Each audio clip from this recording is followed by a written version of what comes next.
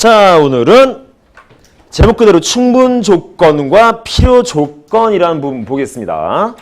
자, 어제 조건 명제 봤었지? 다시 한번 정리 한번 해보자.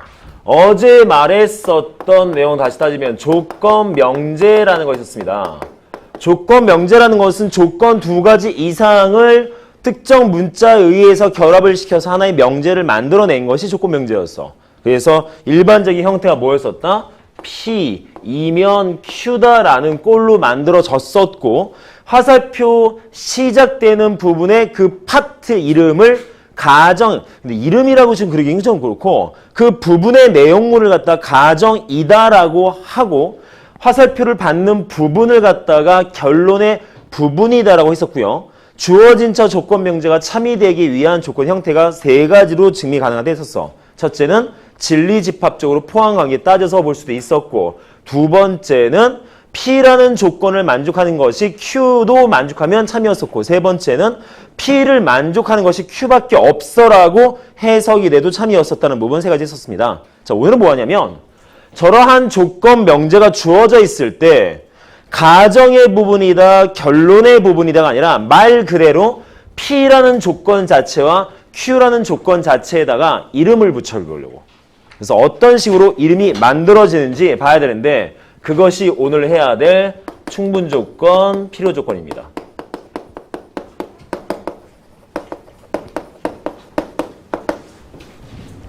자, 충분 조건, 필요 조건 어떻게 쓸 것이냐? P이면, 자, 결론부터 말씀드리게 되겠습니다. P이면 Q라는 명제가 있었어. 그런데 제가 저 순서대로 참이래. 자, 참이면 저와 같은 기호 써야겠지? 자, 어떤 조건 명제가 있는데 저 순서대로 참을 나타낸답니다. 분필이 어딨냐? 아우, 젠장. 으짜자자자자자자. 아주 야, 넌 자리가 고정됐다고 얘 아주냐? 꼭 앞으로 올 수 있음에도 불구하고 무조건 뒤에 한다 이거지. 이 싸가지. 야, 그 앞에 누가 앉아? 아무도 안 앉겠네? 자, 그러면 이 상태에서 결론부터 말씀드릴게요. 다음과 같은 순서대로 어떤 명제가 참을 이루고 있다라면, 자, 어제 얘기했던 명제에서는 화살표가 시작되는 부분을 갖다가 그냥 가정의 부분이고 받는 부분을 결론의 부분이라고 했다면 그냥 그 부분 자체에 대한 의미상의 명호야. 근데 오늘은 거기다 이름을 붙일 거라는 거야. 그럴 때 이런 P라는 조건을 우리는 뭐라고 하자? 충분 조건이라고요. 쟤를 Q라는 조건 자체 이름을 우리는 필요 조건이라고 합니다. 자, 가정과 결론의 내용은 좀 틀려. 가정이라는 것은 화살표가 시작됐을 때 물론 같은 개념이긴 한데 가정과 결론이라는 것은 그 조건 자체 이름이 아니라 그냥 그 부분 자체에 대한 명칭인 거야. 가정 결론은. 근데 여기에서의 충분 조건과 필요 조건은 그 조건 자체에 이름을 붙인 거야. 다시 말해서 충분 조건이라는 것은 뭐가 돼? 가정의 부분 자체에 대한 이름을 갖다가 충분 조건이다라고 해석하시면 돼요. 내용 되겠어요? 무슨 말인지? 결론의 부분의 이름을 필요 조건이다라고 해석하면 될 것이고. 근데 문제가 된 건 이렇게 들으면 아, 그런갑다 알 수 있지만 나중에 우리가 해야 될 건 뭐냐면 어떤 명제가 주어져 있을 때 충분 조건은 뭐고 필요 조건은 무엇이냐라는 걸 찾아낼 수 있어야 돼. 그것이 첫 번째. 따라서 이걸 하려면 화살표가 어느 방향으로 갔을 때 참인지를 알아내야겠지.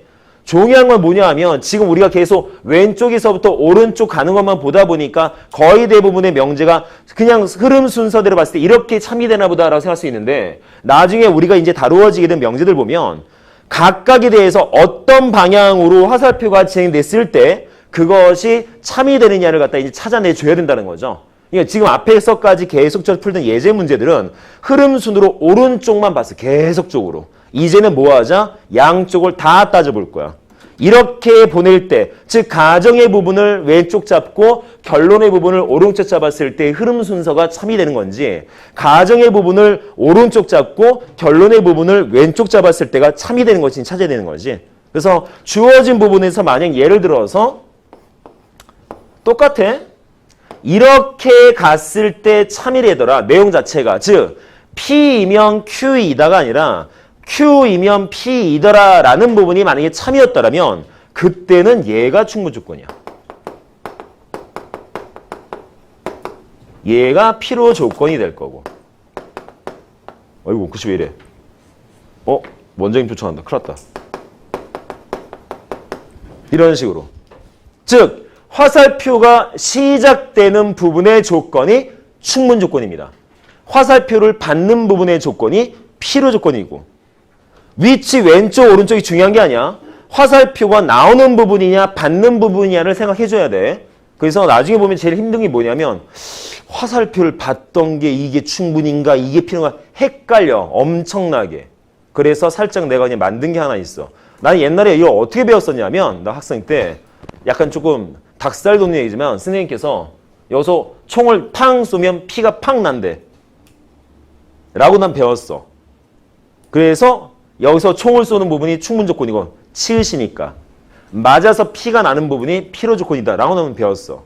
난 그 말 듣고 엄청 싫었어. 어우 나 저 교회 어디? 와. 난 그게 너무 싫었으면 따르기 좀 바꿨어. 물론 이거는 각자 학생들이나 선생님들별로 해석법이 다 틀립니다. 내용이. 난 어떻게 할 거냐면 혜리 너는 용돈 필요하면 받지.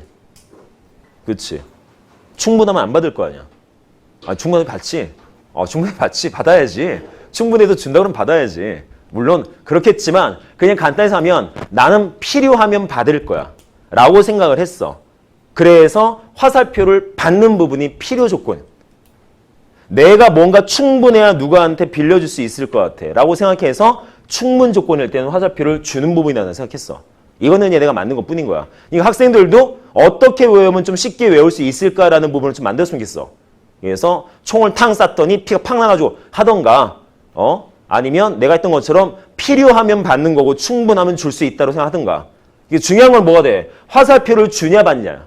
화살표를 주냐 받냐. 주는 부분이냐 받는 부분이냐 라고 생각해 주셔야 됩니다. 그런데 다음과 같이 충분 조건과 필요 조건 존재할 때 선생님 만약에요. 절로 갈 때도 참이고 일로 올 때도 참일 때가 있지 않겠습니까? 가끔 가다가. 네, 그런 경우 있습니다. P라는 조건과 Q라는 조건을 봤을 때 갈 때도 참, 올 때도 참인 경우가 있어. 가끔 가다가. 그럼 이럴 때는 어떻게 부르느냐? 이럴 때는 둘 다. 자, P라는 조건은 켜있고 둘 다 뭐라고 부른다? 필요 충분 조건이라고 합니다. 둘 다 필요 충분 조건.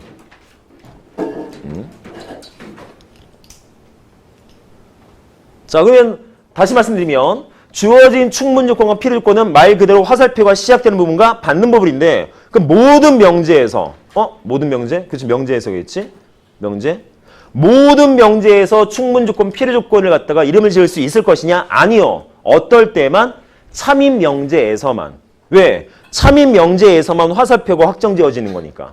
따라서 이러한 충분 조건과 필요 조건을 만들어내려면 첫 번째 단계 뭘 해야 된다? 참거짓을 판별하셔야 됩니다. 자, 문제가 출제가 됐어. 대부분의 문제는 어떻게 나온다? P 조건 쫘라락 써놓고 1, 2, 3, 4, 5번 Q 조건 쩌라로 써놓고 다음 중에서 충분, P가 뭐 충분 조건인 걸 찾아라 라는 식으로 문제가 출제가 돼. 그럼 우리가 맨 먼저 해야 될 것은 P가 충분 조건인 걸 알고 싶어. 따라서 P에서 Q 쪽으로 화살표를 보냈을 때 뭘 찾아야 돼? 그때 참인 명제가 되는 케이스들을 찾아내는 거지. 그러니까 딴 게 아닙니다. 문제에서 충분 조건과 필요 조건 되는 걸 찾아라. 그냥 그 자체는 뭐가 된다? 어떻게 화살표를 보냈을 때 참인 경우가 될 것이냐 찾는 문제다로 해석하시면 돼요. 그러니까 명칭상 내용만 이렇게 주어진 것 뿐이지 내가 맨 앞에서 명제라는 부분을 해석을 했을 때 앞으로 우리가 풀게 되는 문제들은 거의 대부분 다 참거짓을 따지는 문제가 거의 60-70%라 말했던 얘기랑 똑같은 거야. 형태 보면. 그래서 딴 거 없어요. 다음과 같이 문제가 출제되면 화살표 방향에 따라서 어떻게 참거짓이 만들어지는지만 판단하시면 돼요. 거기에 따라서 이름만 붙여주면 되고 이름을 붙였을 때 확실하게 어떻게 붙여줘라? 화살표가 시작되는 부분이 충분 조건, 화살표를 받는 부분이 필요 조건이다라고 생각하셔야 됩니다. 그래서 이 단어는 내용은 되게 단순합니다. 이거밖에 없어 실제로는. 그래서 뭐가 충분 조건이고 뭐가 필요 조건이고 그 다음에 둘 다 성립한다면 어떻게 부를 것인가? 필요 충분 조건으로 한다는 거. 그래서 여기는 특정 문제 스케일 자체만 놓고 문제를 푸는 부분, 그것만 따질 거야. 딴 건 아무것도 안 따지고. 그래서 내용은 되게 간단하게 요것만 가지고 바로 예제 문제로 들어가도록 할게요. 자, 이게 딴 거 없어요. 잘해야 돼. 어떤 부분이 충분이고 어떤 부분이 필요인지만 확실하게 찾아내시면 됩니다. 고민하지 마시고요.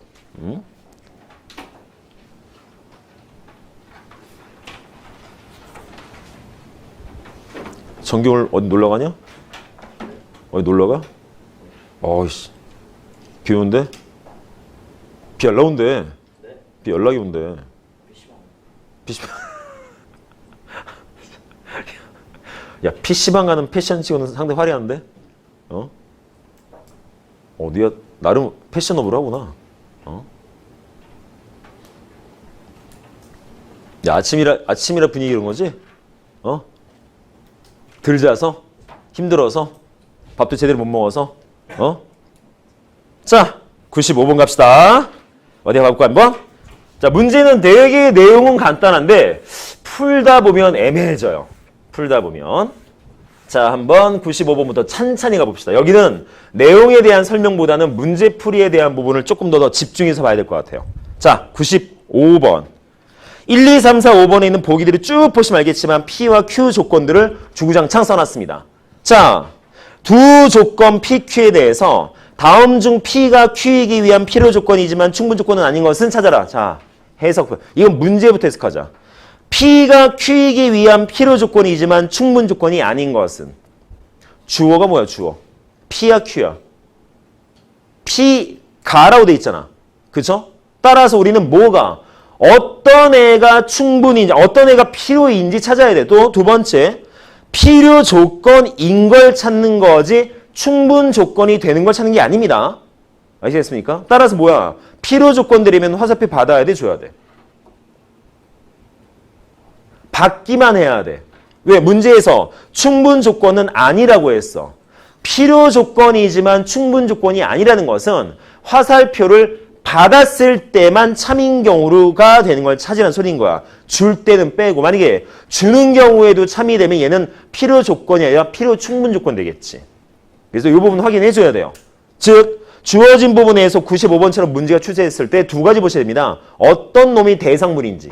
즉 주어를 찾아야 돼. 문장적으로. 은는이가. 얘는 P가 대상물이야.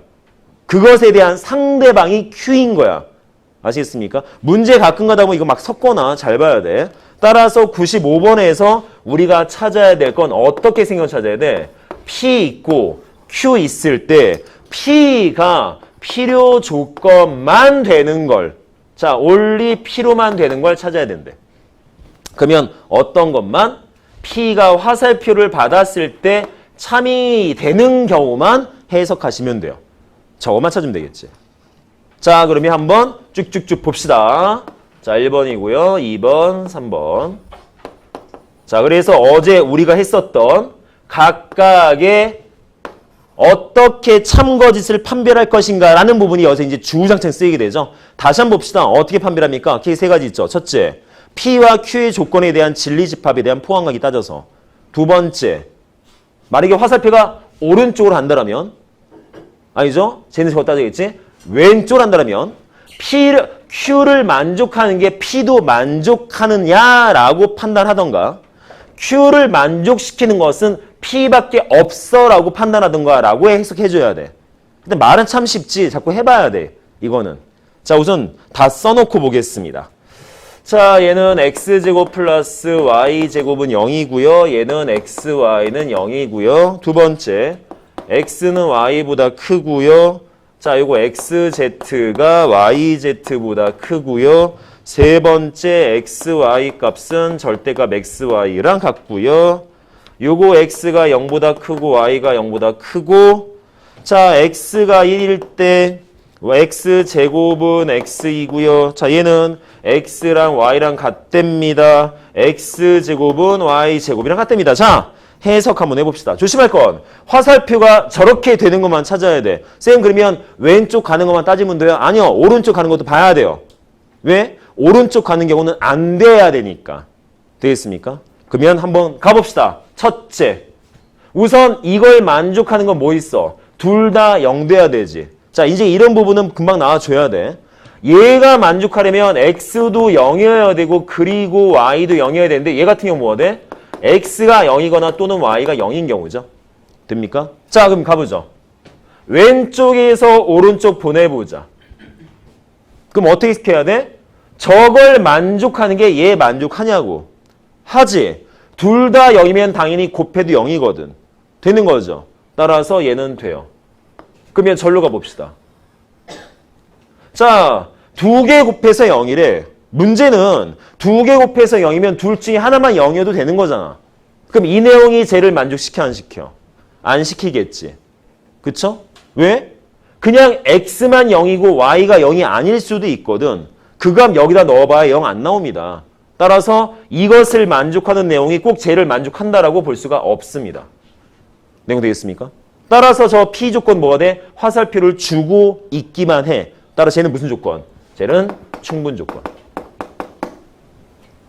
자, 1번은 충분 조건이야. 자, P만 따질 거야. 자, 두 번째요. x가 y보다 크답니다. 우선은 보내봅시다. x가 y보다 큰데 양쪽에다가 z를 곱했어. 부동호 바뀔까 안 바뀔까? 모르지. 바뀔 수도 있고 안 바뀔 수도 있지. z가 양수면 안 바뀔 거고 z가 음수면 바뀌어야겠지. 따라서 그냥 이렇게 안 바뀌었다고 할 수는 없겠지. 따라서 얘는 안 돼요. 되죠? 두 번째, 이번엔 보내봅시다. xz가 yz보다 커. 얘도 마찬가지로 얘를 갖다가 저기 있는 x랑 y로 만들려면 양변을 갖다 z로 나눠야 돼. 근데 나눌 때도 마찬가지잖아. 나눴을 때도 양수로 나누느냐 음수로 나누에 따라서 부동호가 바뀔 수 있는 거 아니야? 그죠? 따라서 얘는 틀렸지. 됩니까? 지금 뭐가 되겠습니까? 얘는 아예 명제 자체가 안 됩니다. 2번은 아무것도 아닌 거야. 아시겠죠? 어떤 식으로 가도 참 명제구나. 다 거짓이니까. 조건이 안 만들어지는 거지 대신에. 주어진 건 어떤 방식으로 가도 다 거짓인 경우이기 때문에 명제이긴 하겠지만 쟤는 조건이 만들어지지 않아. 조건이라는 것은 항상 참인 경우에만 만들어지기 때문에. 아시겠죠? 됐나 여기까지? 정리하겠어? 자, 다음요. 세 번째. xy 곱한 거랑 절대값 xy 같대. 얘는 양수래. 그럼 보내보지 뭐. 얘는 먼저 한번 보내봅시다. 둘 다 양수면 이것도 양수고 얘도 양수니까 같아지겠지. 상관은 없지. 즉 여기서 뭐 따져야 돼? 밖에 있는 값과 안에서 계산돼서 절대값이 같아지려면 무조건 이거 부호값이 플러스만 나와야 되잖아. 왜? 어차피 절대값 플러스 나올 테니까.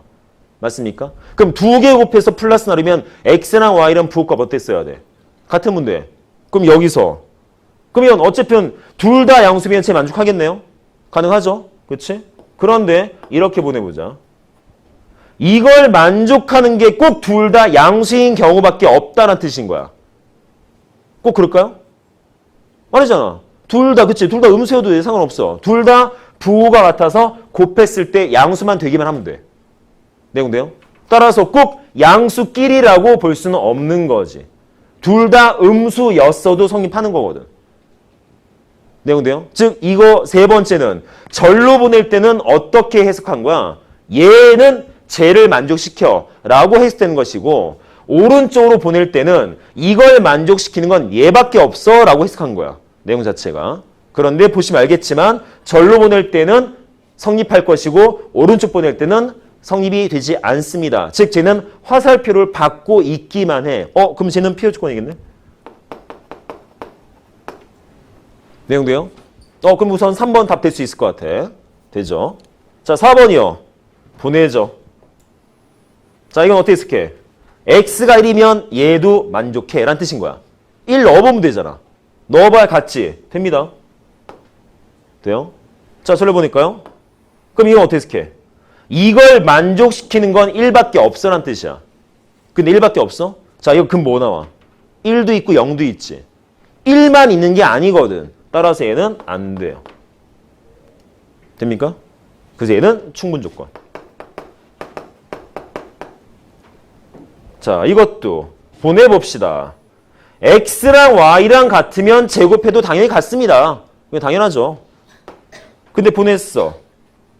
제곱끼리 같으려면 무조건 두 숫자 같았어야 돼? 그렇지 않지? 부호가 틀려도 상관은 없지. 절대값만 같으면 되지. 그죠? 따라서 얘는 안 되죠. 됩니까 여기까지? 따라서 얘도 뭐가 돼요? 쟤는 주어 있기만 하니까 얘는 충분 조건인 거야. 따라서 이 문제에서 답은 몇 번? 3번 대주셔야 돼요. 자, 쉽지 않습니다. 잘 따져야 돼. 지금 보시면 알겠지만 1번부터 5번까지 답 하나 구하는데 물론 3번이 답이었으니까 뭔지 모르겠지만 전체적으로 10번 해석해야 돼. 10번. 왼쪽 오른쪽 왼쪽 오른쪽 10번. 그래서 이런 걸 해석하는 능력을 좀 키워주지 않으면 명제 문제 하나 푸는데 오래 걸려. 상당히. 왜? 10번 따져야 돼. 10번. 힘들 수 있어요. 그래서 명심해야 될 것은 항상 어떻게 하자? 딱 문제 봤을 때 난 어떻게 해석할 것이냐. 근데 보시면 알겠지만 진리집합 따져서 푼 경우가 하나도 없지. 물론 이런 경우 진리집합해도 돼. 상관은 없어. 없는데 나중에 자꾸 하다 보면 진리집합에 관련된 그런 해법보다는 말 그대로 P이면 Q이다. 즉 P를 만족하는 게 Q도 만족시킨다. 또는 P를 만족시킨 것은 Q밖에 없다. 이 두 가지로 거의 해결을 보려고 하죠. 왜? 그게 좀 편하거든. 내용적인 부분이. 그래서 자꾸 연습을 한번 해보셔야 됩니다. 내용 됐나 여기까지? 자, 그래서 내용은 참 간단한데 딴 게 없죠. 이 부분에 어떤 조건들이 왔을 때 어떻게 해석할 것인가. 이거는 자꾸 연습을 해보셔야 돼요. 어렵습니다. 지금 여기 있는 예제 문제는 말 그대로 예제이기 때문에 그렇게 크진 않지만 나중에 보면 이거 뭐지라고 할 수 있는 되게 희한한 명제들이 되게 많아. 자꾸 봐야 돼. 명제 파트는 연습 많이 하셔야 돼요. 자, 96번 가볼게요. 이거는 요 다음 써볼까요? 자, 96번. 세 조건 PQR에 대해서 자, 봐보자. P는 주어야. 은는이가 따져야 돼요. 어떤 대상물이 필요 조건이냐? P가 필요 조건인 거야. P가. 그럼 P는 화살표를 줘야 돼? 받아야 돼? 받아야지. 필요하니까. 그렇죠? 따라서 첫 번째 조건은 P는 Q한테 받았었어야 돼. 두 번째, R은 Q이기 위한 충분 조건이야. 그럼 R이 충분 조건인 거죠? R이. 은는이가 찾아야 돼. 무조건이야. 되게 중요해. 은는이가 묻는 그 주어가 뭐냐를 찾아야 돼. 따라서 R이 충분 조건이야. 충분 조건이면 화살표 받아야 돼? 줘야 돼? 줘야 되지. 누구한테? Q한테. 그럼 여기다 직접 쓰면 되겠네. 이렇게. 되나요? 되죠? 그러면 주어진 거 3단 논법처럼 만들어서 해결봐도 되겠네? 근데 문제는 뭐야? 얘가 만들어지면 뭐도 만들 수 있다. 전체적인 대우 명제도 만들 수 있죠. 따라서 주어진 것은 뭐가 되겠습니까? 그대로 바꿔서 not P, 이면 not Q, 이면 not R도 만들어집니다. 즉 위의 것들 다 참, 아래도 다 참입니다. 그리고 문제에서 주어진 P는 필요 조건이야 라고 언급하면 얘는 따질 게 없어. 아, 참이구나. 화살표를 받는 방법이 그 내용이 참이구나라 생각해줘야 돼. 왜냐하면 거짓인 명제에서 아까 얘기했잖아. 거짓인 명제에서는 필요 조건, 충분 조건, 명칭을 붙일 수가 없습니다. 참인 명제에서만 붙이는 거야. 아시겠죠? 자, 그러면 이렇게 놨으니까 이제 뭐 하자? 기억, 니은, 디귿, 리을에서 옳은 것을 찾으래. 화살표만 쫓아가면 되지. 자, 기억. P이면 P에서 화살표 나가는 게 없는데? 받기만 하잖아, P는. 따라서 기억은 안 돼요. 니은. Q이면 Q에서 화살표 나가는 게 P밖에 안 가. 따라서 니은도 만들 수가 없습니다. 불가능합니다. 자, 디귿. R이면 P다. 되죠? R을 출발해서 쭈르륵 해서 P까지 갈 수 있네요. 3단 문법. 네. R이랑 P랑 위치가 R이랑 P랑요? 왜요? 아니, 화살표 다 바꿨어. 아니 원래 바꾼 거였어. 아, 근데 원래 이렇게 써야 되는데 쓰기 귀찮아서 원래는 이렇게 써야죠. 원래는. 네 말도 해주면. 아까는 저 화살표를 아예 바꿔버렸었거든. 그래서 항상 봐야 돼. 이게 내가 자꾸 바꿔서 어제까지는 화살표 똑같은 방향만 썼어. 헷갈려 하지 말라고. 근데 항상 똑같은 방향으로만 나올 거냐는 거지. 그렇진 않을 거라는 거야. 그래서 이제는 어디에 초점 맞춰야 돼? 화살표가 무조건적으로 한쪽 방향만 있게끔 나오는 것이 아니라 막 섞여 나올 수도 있거든요. 그래서 명심해야 될 건 뭐다? 화살표를 주는 부분과 받는 부분이 되게 중요한 거야. 주는 부분과 받는 부분. 이걸 갖다 명심하라고 내가 일부러 아래 걸 거꾸로 바꿨었어. 형태를. 아시겠습니까? 아우, 야, 심오한 나의 의미를 모르고 또 이렇게 또 건드셨어 또. 아무튼 됐나요? 되죠 여기까지? 아시겠죠? 화살표 잘 봐야 돼. 콜? 자, 리을은요. 낫피면 낙퀴이다. 되죠? 여기. 낫피면 낙퀴이다. 가능하잖아. 오케이? 자, 따라서 맞는 것은 디귿과 리을입니다. 이렇게 보시면 되죠. 자, 이제부터는 화살표 방향 잘 보셔야 돼요. 무조건적으로 오른쪽만 아니야. 이제는 뭐 왼쪽도 오른쪽도 막 섞여 이제. 막 섞이기 때문에 자기 스스로 기준이 잡히지 않으면 엄청나게 복잡해집니다. 별것도 아닌 건데 방향 하나 때문에 자꾸 헷갈려진 경우 생겨. 이런 부분이 안 생기게 좀 만들면 좋을 것 같아요. 자, 다음은요. 97번 가볼게요. 그래서 아까 다 오기 전에 얘기했지만 오늘 수업도 좀 짧습니다. 좀 짧았어. 아, 야, 내가 한 2천 원 생각하라 그랬지. 약간의 아쉬움. 아우, 어떡하지? 이렇게 해줘야지. 말하자마자 아싸 나오면 돼, 안 돼? 아, 내가 너무 이 단원을 세분화시켜 잘랐나 봐. 내가 이렇게 세분화시켜 자른 이유는 조금 더 설명을 많이 해주고 좀 자세하게 하려고 했었던 것 뿐인 건데 잘라놔도 설명할 게 많지가 않네요. 그래서 오늘 수업하는 이 필요충분조건과 이 넘어가서 증명법이 그렇게 많지는 않네요. 내용 자체는. 자, 97번 보자. 자, 읽어보자. 세 조건 PQR에 대해서 P는 주어입니다. P는 결론은 뭐야? 충분조건이야. 누구를 대상으로? Q를 대상으로. 따라서 P는 화살표를 줘야 돼. 누구한테? Q한테. 자, P는 Q한테 화살표 줄 거야. 두 번째, Q는 충분조건이래. Q도 화살표를 줘야 돼. 누구한테? R한테. 그렇죠? Q는 R이기 위한 충분조건. 그러면 얘가 만들어지겠지. 되죠? 자, 문제는 뭐냐면 96번하고 97번은 비스무리하게 생겼습니다. 근데 물어보는 형태가 틀립니다. 96번 같은 경우에는 그 조건 내용 자체 안에서 3단 논법적으로 순서만 쫓아가봐 라는 개념이라면 이 97번은 주어진 내용을 진리집합으로 바꿔서 집합의 성질적 내용으로 해석을 해서 문제를 풀어봐라 라는 개념이야. 자, 주어진 거 해석하면 어떻게 써야 돼요? P라는 진리집합, Q 진리집합, R이 있을 때 포함이 이렇게 돼야 되지. 맞나요, 여기까지? 그쵸? 그러면 우리 뭐 생각해야 돼? 당연히 벤 다이어그램이 나와야 되지 않겠습니까?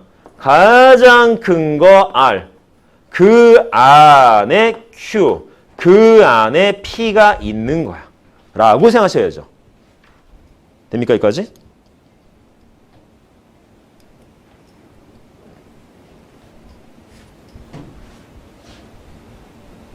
역시 남학생과 여학생 쓰는 거 좀 틀리구나. 어유, 그래, 그림답다, 야. 그래. 야, 추상하다. 오케이, 좋아. 자, 볼까요? 하나씩. 자, 1번, 2번, 3번, 4번, 5번 하나씩 봐봅시다. 1번. R은 P와 Q의 합집합에 포함된다? 말도 안 되죠. R이 더 큰데. R은 P와 Q를 다 쌓아안고 있잖아. 그 다 쌓아안고 있는데 P하고 Q 더했다고 해서 R보다 클 수는 없거든. 따라서 1번은 말이 안 되죠. 그죠? 2번. P와 Q와의 교집합은 R에 포함된다. 자, P와 Q와의 교집합이 뭐야? P죠. R에 포함되죠. 근데 2번 맞네요. 답 2번인가 봐요. 혹시 모르니까 나머지 봐야지. 네, 꼭 말씀드리지만 뭐가 맞았다 쳐서 뒤에 거 안 보고 그러지 마. 꼭 봐야 돼. 왜? 내가 잘못 풀었을 수도 있어. 3번. Q와 R의 교집합 뭐야? Q지. 그죠? Q와 R의 교집합은 Q입니다. 그 Q가 P에 포함되느냐? 말도 안 되죠? 자, 4번. R에서 Q를 빼자. R에서 Q를 빼면 P랑 만나는 부분이 없습니다. 맞습니까? R에서 Q를 빼면 요 부분이거든. P랑 만날 일이 없어. 따라 4번 될 수도 없죠. 그치? 5번. P와 Q의 여집합의 합집합. 이거 전번에 다른 거구나. 자, 5번. 자, P와 Q의 여집합의 합집합은 아래 여집합의 네. 네네네네. 네.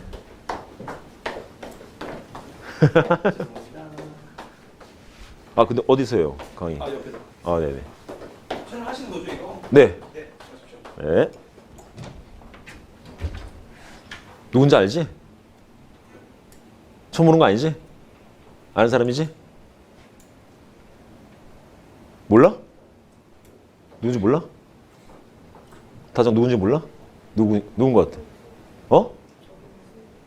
저번에 수업했던 분이라고? 그분이 누군데? 몰라? 우리 학원 원장님. 우리 학원 원장님이야. 배볼뜨기 아저씨 아니야. 알았어? 원장입니다. 본인이 누구라 말 안 했어 그때 수업하면서? 나는 누구다라 얘기 안 해? 아 진짜? 그냥 수업했어? 너네 되게 생뚱맞았겠다. 갑자기 이상한 사람 나와가지고 막 그냥 수업해주면 아 그렇구나. 야 미안하다. 내 본 이야기 내가 미안하네. 아 원장님이야. 알겠지? 가서 얘기해줘야지. 학생들이 당신 모르더라 누군지. 자 P와 Q 여집합의 합집합입니다. 근데 봐봅시다. Q 여집합과 P 합집합을 그려보게 되면 자 Q의 여집합 뭐 있어? 이 부분이죠.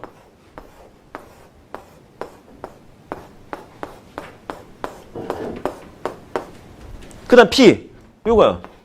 즉 이 부분은 지금 파란색 칠한 부분 전부 다야. 됩니까?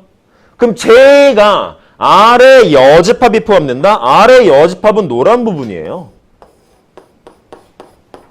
이게 아래 여집합이야. 보시면 알겠지만 노란 부분보다 파란 부분이 더 넓습니다. 노란보다 쌓고 있고 따라서 포항이 잘못됐죠? 5번 틀렸습니다. 그래서 아까 했듯이 3번이 맞습니다. 3번이 맞아요? 2번이 맞습니다.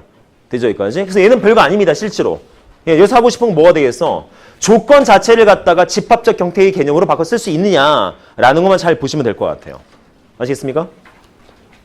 자, 충분조건 필요조건. 물론 지금 예제 문제를 너무 적게 넣어놨기 때문에 어떻게 보면 뭐 할만할 것 같아요 라고 할 수 있겠지만 이게 또 문제가 좀 심화돼서 들어가면 어렵어요. 많이 어렵습니다. 좀 잘 보셔야 돼요. 자, 98번이요. 어디 보자. 자, 이번에 뭘까요? 오, 여기 연산해야 되는데 하나 더 적어야겠다. 자, 전체 집합 위에 두 부분 집합 A, B에 대해서 98번이요.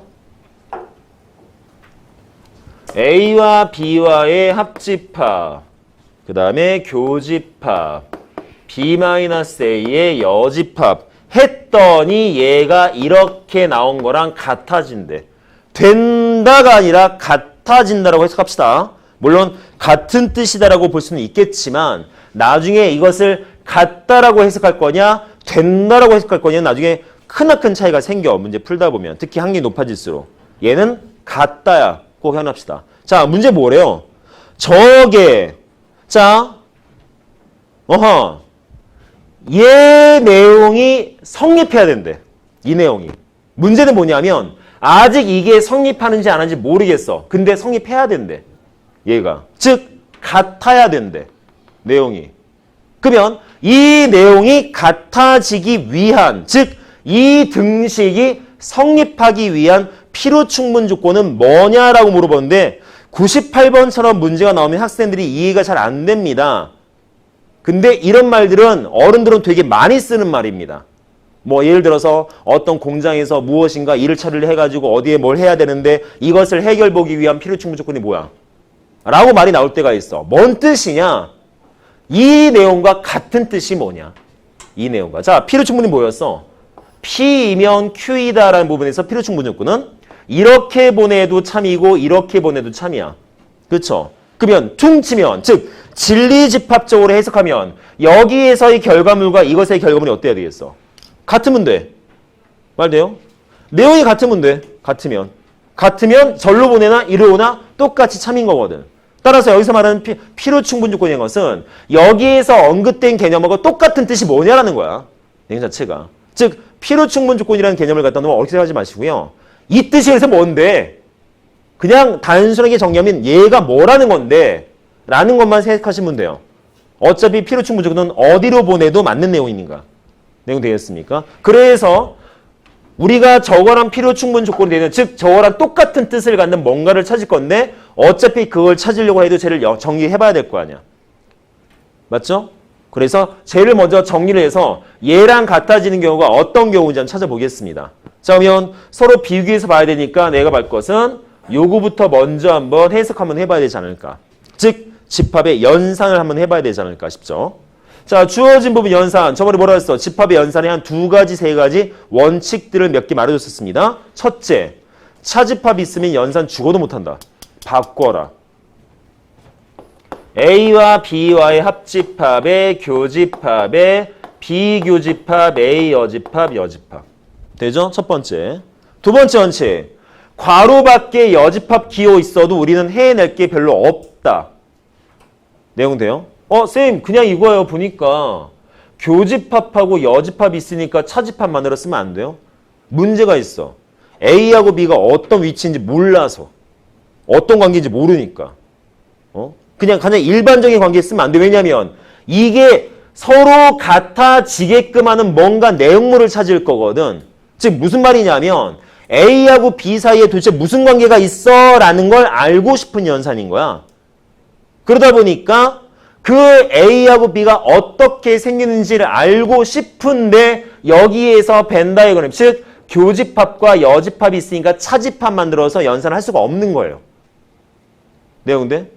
차집합제 연산을 하자라는 건 A하고 B가 이렇게 생겼으니까 이렇게 그려볼까라는 결론이 나와야 되거든. 근데 얘는 지금 A하고 B가 어떤 관계인지도 아예 모르는 상태에서 그 관계를 알고 싶은 거라는 거지. 그때는 함부로 벤 다이어그램을 그릴 수가 없습니다. 이때는 연산밖에 할 수 없어요. 아시겠습니까? 내용. 그래서 주어진 거. 자, 뭐 하죠? 그 다음 단계는 방금 얘기했듯이 여기에 주어진, 즉 이것도 마찬가지로 차집합 안 써요. 뭐 해야 돼? 연산해봐야 돼. 그럼 주어진 거 두 번째 원칙.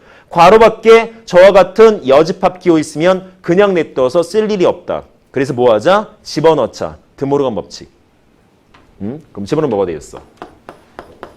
A와 B와의 합집합, 교집합의 제, B의 여집합의 그냥 A 되죠? 그쵸? 그 다음에 바꿔야죠? 합집합으로. 됩니까? 물론 요대로 놓고 봐도 되겠지만 잘 헷갈려 할까봐. 자, 합집합, 교집합은 교환 법칙을 쓰셔도 됩니다.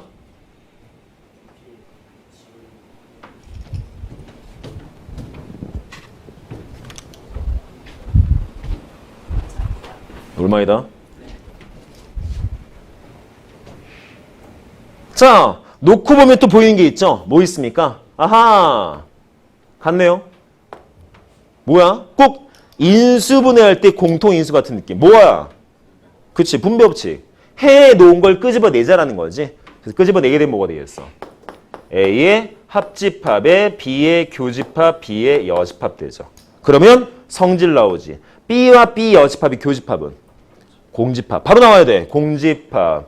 따라서 A와 공집합의 합집합이 뭐 돼야 되겠어? 그냥 A 나오죠. 지금 뭐? 이거 연산한 게 결론적으로 A래. 돼요? 여기까지? 그럼 우린 뭐 찾아야 돼? 그럼 저 내용은 뭔 뜻이라는 거야? 저 내용은 A와 B와의 합집합이 A랑 같아진다는 뜻인 거잖아. 그쵸? 봐봐봐. 뭐야?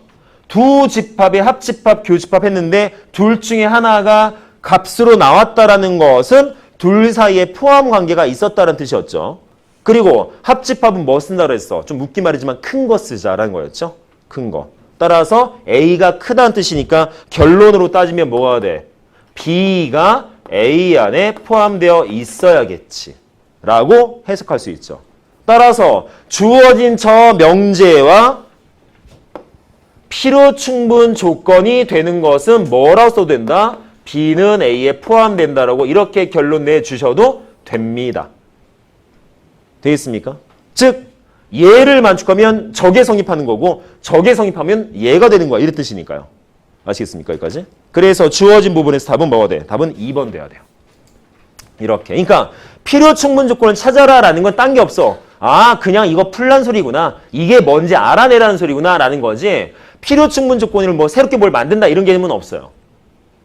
쉽게 보시면 돼요. 차라리 필요 조건 찾아봐 충분. 이게 더 귀찮지. 필요 충분 조건은 고민할 거 없이 그냥 풀면 돼. 풀어서 그래서 결과가 뭔데? 그 결론이 뭔데? 이것만 찾아내면 쉽게 알아낼 수 있다. 아시겠습니까? 자, 이렇게 보시면 되겠습니다. 자, 99번이요. 그렇죠.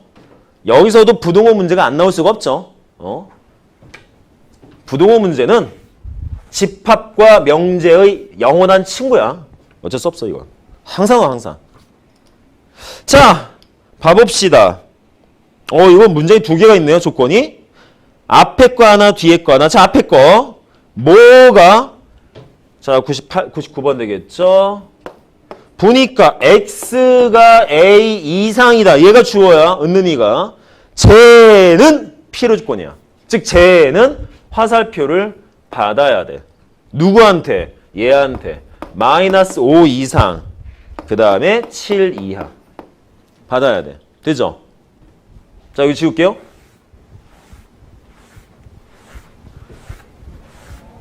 자.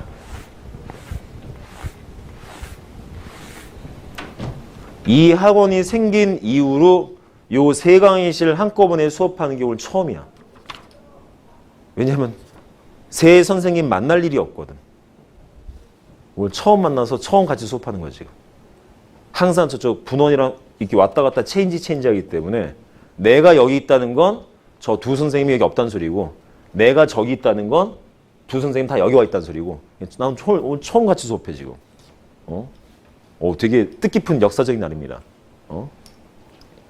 자, 다음은요. B 이상 4 이하라는 건 충분 조건이에요. 근데 보니까 -5 이상 7 이하가 얘랑 공통인데요? 그렇죠? 그러면 얘를 사이에 두고 화살표가 이렇게 발음되는 거겠네? 그죠? 그럼 뭐야? B 이상 4 이하는 충분 조건이래. 누구한테? 얘한테. 화살표를 얘한테 줘야겠네. 이런 식인 거지. 자, 이렇게 나오겠네요. 됩니까, 여기까지? 이해되겠습니까? x가 a 이상이다는 필요 조건이었대. 누구한테서? 얘한테서. b 이상 4 이하는 충분 조건이래. 누구를 대상으로? 얘를 대상으로. 그래서 얘는 쟤한테 화살표 주고 얘는 얘한테 화살표 받았어. 이렇게 볼 수 있죠. 내용 되나, 여기까지? 오케이? 자, 그럴 때 뭐 하자니까? a의 최대값과 b의 최소값을 구해라. 자, 항상 다시 말씀드리지만 주어진 부분에서 우리가 저와 같은 화살표에 대한 내용을 만들어낼 때는 항상 뭐가 된다? 자, 그리고 문제에서 필요 조건, 충분 조건 언급한 거잖아.